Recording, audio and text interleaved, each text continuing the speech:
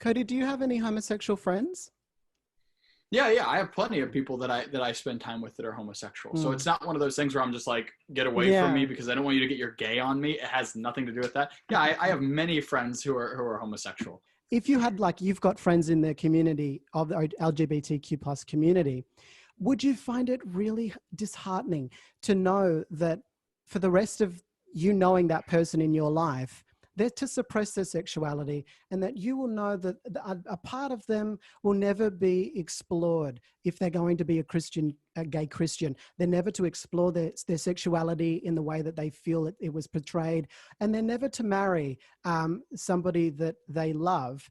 How would you feel as a person who loves your friends as homosexuals? How are you going to feel knowing that you'll have friends that are gay that are silently silently in pain, that they can't Sure. express themselves at the very core of themselves?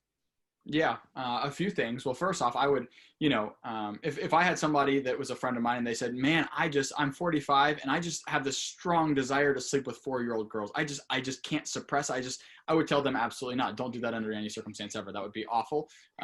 So I would tell them absolutely not. So their feelings again on the matter are irrelevant to what they should do in the matter.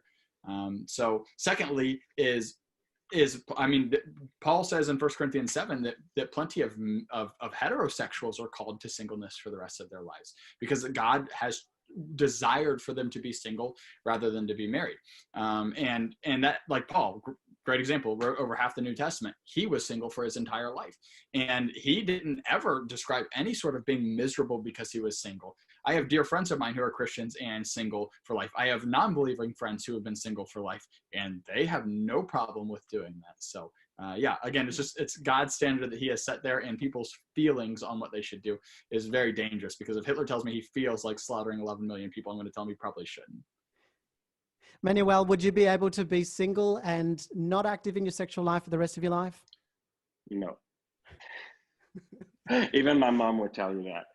I'm able to. I'm okay with single. I don't even need a boyfriend right now. I don't really matter to me.